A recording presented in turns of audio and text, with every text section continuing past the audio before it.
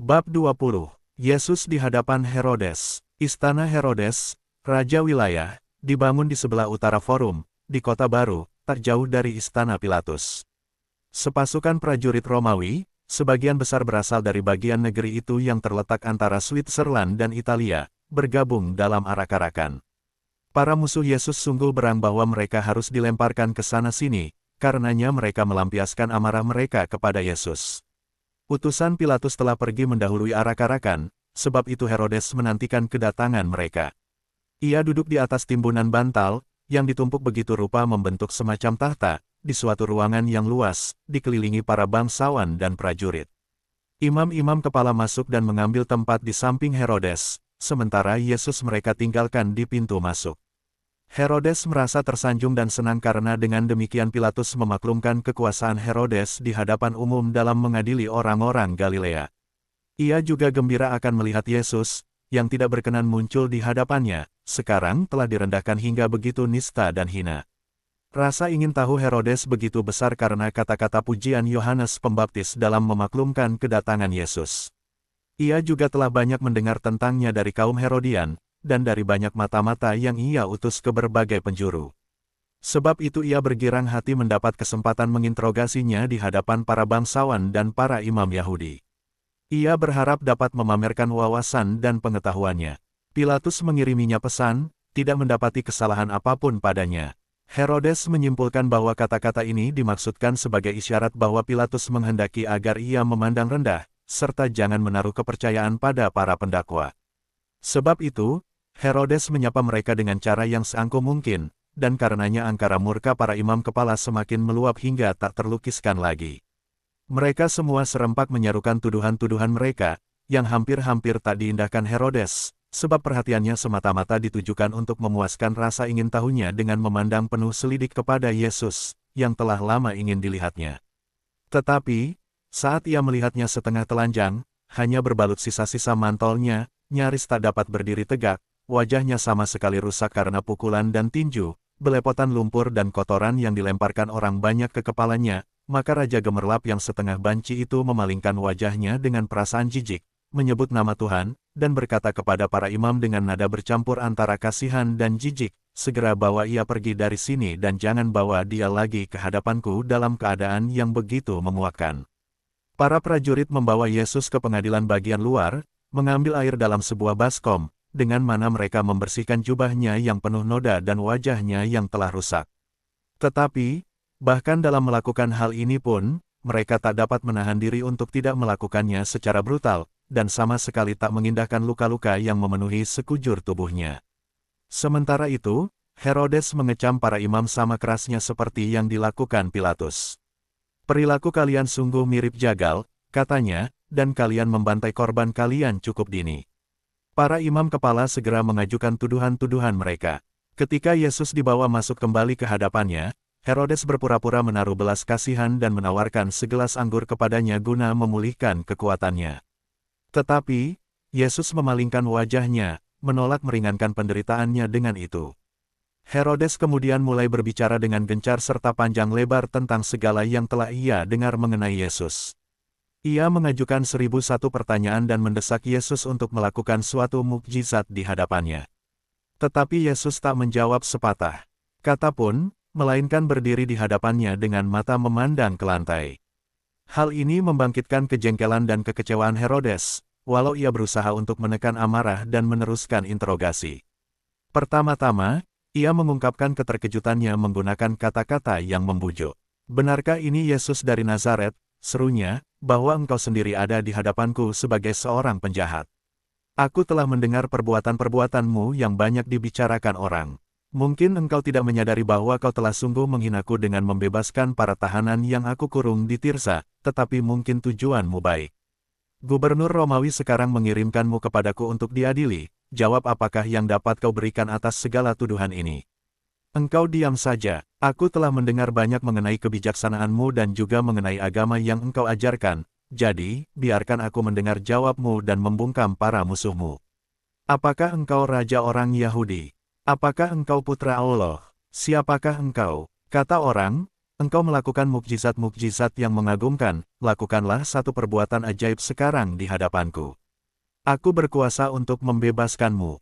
Sungguhkah engkau mencelikkan mata orang buta, membangkitkan Lazarus dari mati, dan memberi makan 2 atau 3.000 orang dari hanya sedikit roti saja?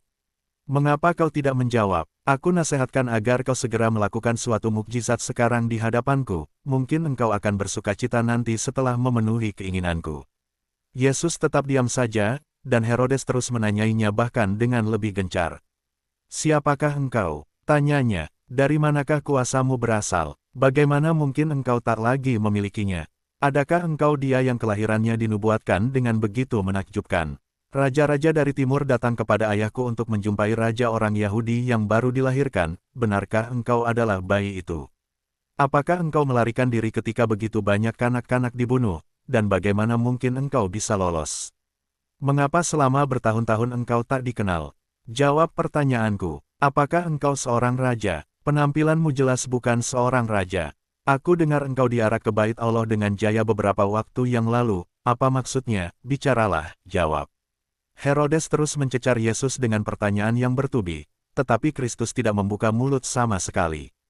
Ditunjukkan kepadaku, seperti yang telah aku ketahui, bahwa Yesus diam membisu karena Herodes berada dalam keadaan ekskomunikasi, baik karena perkawinan zinahnya dengan Herodias, maupun karena mengeluarkan perintah untuk mengeksekusi Yohanes Pembaptis. Hanas dan Kayafas, yang melihat bagaimana mendongkolnya Herodes atas kebisuan Yesus, segera berusaha mengambil kesempatan dalam murkanya. Mereka menyampaikan tuduhan-tuduhan mereka, mengatakan bahwa Yesus menyebut Herodes sebagai serigala, bahwa ambisi utamanya selama bertahun-tahun adalah menyingkirkan keluarga Herodes, bahwa ia berusaha menetapkan suatu agama baru, dan bahwa ia merayakan Paskah sehari sebelum yang ditentukan. Walau Herodes sungguh gusar atas sikap Yesus, ia tidak kehilangan visi tujuan politik yang hendak dicapainya. Ia bertekad untuk tidak menjatuhkan hukuman mati kepada Kristus, baik karena ia mengalami suatu perasaan ngeri yang misterius serta tak dapat diungkapkan saat berada di hadapannya, maupun karena ia masih merasa menyesal telah membunuh Yohanes Pembaptis. Di samping itu ia benci kepada para imam besar yang tidak mengizinkannya ambil bagian dalam kurban karena hubungan persinahannya dengan Herodias. Tetapi, alasan utama dari keputusannya untuk tidak menjatuhkan hukuman mati kepada Yesus adalah bahwa ia ingin membalas penghormatan Pilatus, dan ia beranggapan cara terbaik untuk membalasnya adalah dengan menunjukkan rasa hormat atas keputusan dan persetujuan atas pendapatnya. Tetapi, ia berbicara dengan nada sangat menghina Yesus. Berpaling kepada para pengawal dan para hamba yang mengelilinginya, yang berjumlah sekitar 200 orang, ia berkata, bawa pergi orang tolol ini dan berilah ganjaran yang setimpal baginya. Lebih tepat dikatakan ia ini seorang gila daripada seorang penjahat. Tuhan kita segera dibawa ke sebuah halaman yang luas, di mana segala penghinaan dan penganiayaan dilampiaskan terhadapnya. Halaman ini terletak di antara dua sayap istana, dan Herodes berdiri menyaksikannya dari atas podium untuk beberapa waktu lamanya. Hanas dan Kayafas ada di sampingnya, terus berusaha membujuknya untuk menjatuhkan hukuman mati kepada juru selamat kita. Tetapi usaha mereka tak membuahkan hasil, dan Herodes menjawab dengan suara yang cukup keras hingga dapat didengar oleh para prajurit Romawi, "Tidak, aku bertindak salah jika aku menghukumnya." Maksudnya ialah bahwa adalah salah menjatuhkan hukuman atas seseorang yang oleh Pilatus dinyatakan tak bersalah, meskipun Pilatus telah memberikan kehormatan padanya untuk menentukan keputusan terakhir. Ketika para imam besar dan para musuh Yesus yang lain mendapati bahwa Herodes telah berketetapan untuk tidak memenuhi keinginan mereka, mereka mengirimkan utusan-utusan ke bagian kota yang disebut Akre, yang mayoritas penduduknya adalah kaum Farisi, guna memberitahukan bahwa mereka harus berkumpul di sekitar istana Pilatus, mengumpulkan khalayak ramai, menyuap mereka untuk mengadakan huru-hara serta menuntut dijatuhkannya hukuman mati atas Tuhan kita. Mereka juga mengirimkan utusan-utusan rahasia guna menggelisahkan rakyat dengan ancaman-ancaman murka ilahi jika mereka tidak mendesak agar Yesus, yang mereka sebut sebagai penghujat Allah, dijatuhi hukuman mati. Para utusan ini juga diperintahkan untuk menakut-nakuti dengan mengintimidasi warga bahwa jika Yesus tidak dihukum mati, ia akan berpihak kepada bangsa Romawi dan membantu mereka dalam membinasakan bangsa Yahudi, sebab itulah yang dimaksudkannya saat ia berbicara tentang kerajaannya yang akan datang. Mereka berusaha menyebarluaskan berita di bagian-bagian lain kota bahwa Herodes telah menjatuhkan hukuman mati atasnya, Namun demikian tetap dipandang perlu rakyat juga menyatakan keinginan mereka, sebab para pengikutnya patut diwaspadai, sebab jika ia dibebaskan, ia akan bergabung dengan bangsa Romawi, menimbulkan kekacauan pada hari raya, dan melakukan balas dendam yang paling biadab.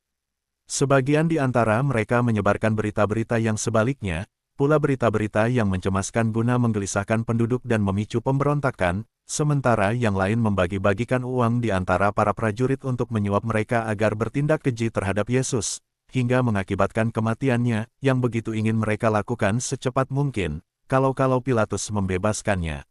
Sementara kaum Farisi menyibukkan diri dengan perkara-perkara ini, juru selamat kita yang terberkati menderita aniaya yang paling dahsyat dari para prajurit yang brutal, kepada siapa Herodes menyerahkannya agar diperolok sebagai seorang tolol. Mereka menyeret Yesus ke halaman, salah seorang dari mereka mendapatkan sebuah karung putih besar yang dulunya karung kapas, mereka membuat lubang di tengahnya dengan pedang, lalu melambung-lambungkannya ke atas kepala Yesus, setiap tindakan disertai dengan tawa riuh rendah yang paling memuakkan. Seorang prajurit lain membawa sebuah jubah usang berwarna merah, melilitkannya sekeliling lehernya, sementara para prajurit yang lain berlutut di hadapannya, meninjunya, menganiayanya, meludainya, menamparkan pipinya, sebab ia tidak mau menjawab raja, mengolok-oloknya dengan berpura-pura menghaturkan sembah, melemparkan lumpur kepadanya.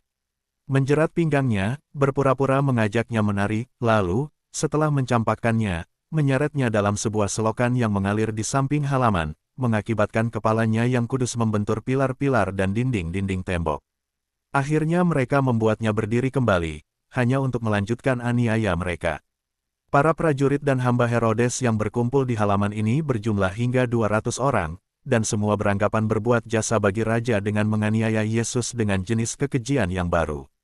Banyak di antara mereka yang disuap oleh para musuh Yesus agar memukulnya di bagian kepala dengan tongkat-tongkat mereka, dan mereka mempergunakan kesempatan dalam kekacauan dan keributan ini untuk melakukannya.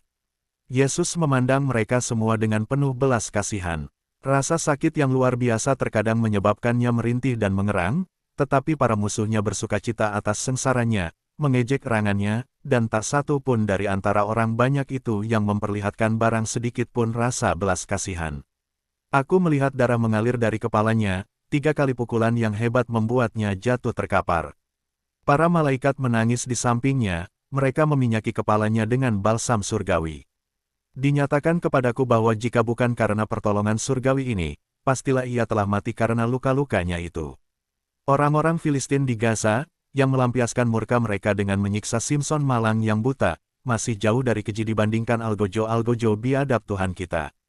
Namun demikian, para imam sudah tak sabar untuk segera kembali ke bait Allah, sebab itu, setelah meyakinkan bahwa instruksi-instruksi mereka atas Yesus dilaksanakan, mereka kembali kepada Herodes dan berusaha membujuknya untuk menjatuhkan hukuman mati kepada Tuhan kita.